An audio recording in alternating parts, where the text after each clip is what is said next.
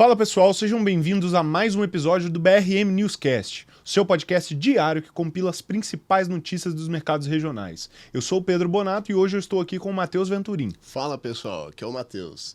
E galera, no episódio de hoje a gente vai percorrer Santa Catarina, São Paulo, Paraná, Espírito Santo e Rio Grande do Sul, abordando temas como grandes projetos de infraestrutura, mercado imobiliário em alta, agronegócio e transformação e novidades no setor farmacêutico. Tem muita coisa boa pela frente hoje. E antes de entrar nas notícias, nós temos um recado rápido do ecossistema Apex, que acaba de lançar o podcast O Gestor, um novo podcast sobre gestão, decisão e estratégia, com casos reais de lideranças que vivem isso no dia a dia. Você encontra ele no YouTube, no Spotify e no Instagram. Vale a pena conferir. E agora vamos ao episódio de hoje. Começando por Santa Catarina, onde um projeto ferroviário de 11 bilhões segue avançando, mas ainda enfrenta obstáculos muito importantes. A ferrovia entre Chapecó e Correia Pinto já tem 80% do planejamento concluído, com traçado e terminais definidos. A fase atual envolve sondagens para obras de pontes e túneis, e a previsão é finalizar o projeto básico até agosto desse ano, segundo o NSC Total. E o governo catarinense já está conversando com investidores internacionais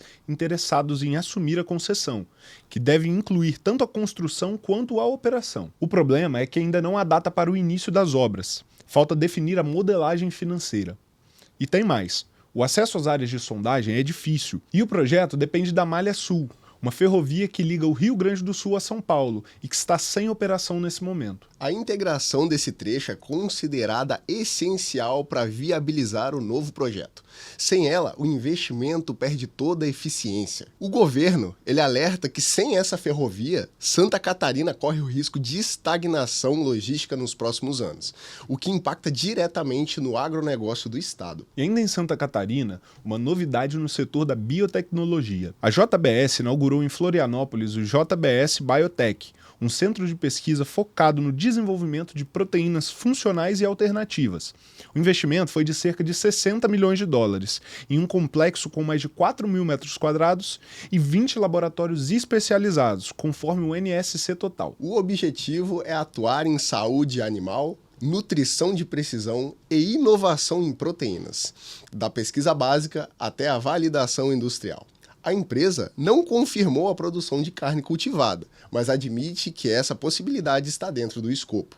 A proposta é criar proteínas com propriedades específicas, ganho de massa muscular, suporte imunológico, desempenho metabólico, além de bioingredientes antioxidantes e antimicrobianos. Agora partindo para São Paulo, a Arauco está estruturando um dos maiores pacotes logísticos já vistos no setor de celulose do Brasil. A empresa vai construir um terminal portuário em Santos, com um investimento de 2 bilhões de reais para escoar a produção da sua nova fábrica em Inocência, no Mato Grosso do Sul. O projeto, chamado Sucuriú, tem capacidade para 3,5 milhões de toneladas por ano e representa um investimento total de 4,6 bilhões de dólares, segundo o Estadão. O terminal vai ocupar um total de 200 mil metros quadrados no bairro de Alemoa, em Santos, com 3 berços de atracação. Ele já foi autorizado pela ANTAQ e aguarda o aval final do Ministério de Portos e Aeroportos. A previsão é que as obras durem em total 18 meses, concluindo em setembro de 2027, em sincronia com a inauguração da fábrica de um ramal ferroviário de 50 quilômetros. Na parte ferroviária, a Arauco fechou um contrato de 10 anos com a Rumo Logística e adquiriu 26 locomotivas e 721 vagões. Cada trem terá 100 vagões, carregando 96 toneladas cada. A operação deve tirar até 200 caminhões por dia das estradas, reduzindo custos e emissões de CO2. No pico das obras, só a fábrica em Inocência deve empregar 14 mil pessoas. Ainda em São Paulo, o Mercado Livre entrou para o setor farmacêutico, acreditam nisso? A plataforma lançou ontem um projeto piloto de venda de medicamentos em bairros como Vila Mariana, Paraíso e Itaim, na capital. Por enquanto, apenas remédios de venda livre, que são analgésicos, antitérmicos, antiácidos e vitaminas. O prazo de entrega é de até 3 horas, segundo a Folha. A iniciativa foi viabilizada pela compra da Cuidamos Pharma, no Jabaquara, em setembro do ano passado. o que permite ao Mercado Livre operar dentro das exigências legais. A plataforma também disponibilizou um canal direto com farmacêuticos para orientar os consumidores. E o plano de longo prazo é transformar esse piloto em um marketplace nacional, conectando consumidores a farmácias de diferentes portes em todo o país. Agora, pessoal, vamos partir para o Paraná. A Rede Madeiro inaugurou uma nova fábrica em Ponta Grossa, nos Campos Gerais, e o tamanho impressiona. São 84 mil metros quadrados, equivalente a 18 campos de futebol. O investimento foi de 52 milhões, mas integra um plano muito mais amplo, que pode chegar até R$ 1 bilhão até 2029, conforme o Compre Rural. E essa unidade é destinada à produção de empanadas artesanais. A meta é multiplicar a capacidade produtiva, das atuais 250 mil unidades mensais para 2 milhões até 2027. A fábrica abastece quase 300 restaurantes da marca no Brasil e operações internacionais também, além de gerar cerca de 1.000 empregos diretos. Em 2025, a atividade industrial do Madeiro gerou cerca de 440 milhões de reais em impostos. E ainda no Paraná, mudanças no perfil da safra de cereais de inverno em 2026. O DERAL estima uma queda de 6% na área plantada de trigo, com migração para o milho e outras culturas mais competitivas. Em compensação, a cevada deve crescer 14%, chegando a 118 mil hectares, segundo o AgroLink. E esse avanço da cevada é garantido pela demanda firme de malte, que garante a compra da produção com padrões definidos. Se a produtividade se repetir, o volume pode superar 500 mil de toneladas em 2026, reduzindo a necessidade de importações.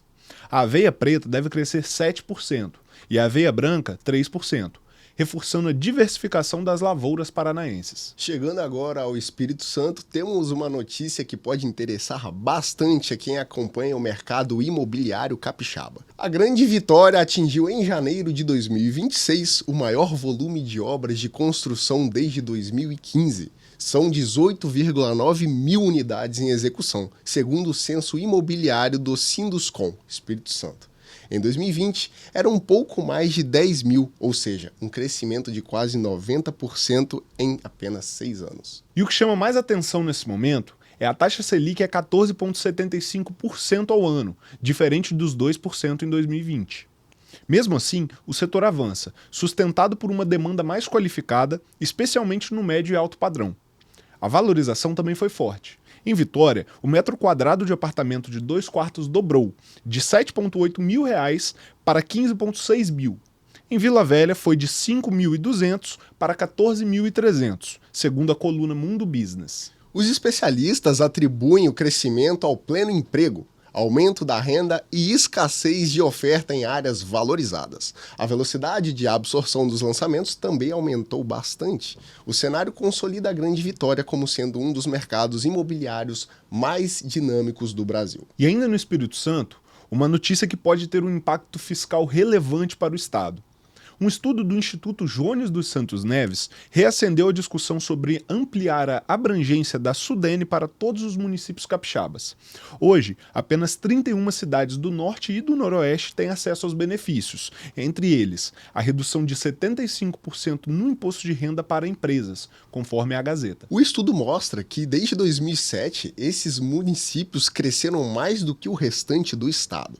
Entre 2012 e 2020, 43% dos projetos de novas indústrias do Norte Capixaba tiveram incentivos da Sudene, como um fator decisivo. O problema é que a reforma tributária em implementação pode custar ao Espírito Santo até 5 bilhões de reais por ano, e ampliar a Sudene seria uma forma de compensar essa perda. A ideia é transformar o estudo em um projeto de emenda constitucional ainda no ano de 2026. E encerrando a nossa rodada de hoje pelos estados no Rio Grande do Sul.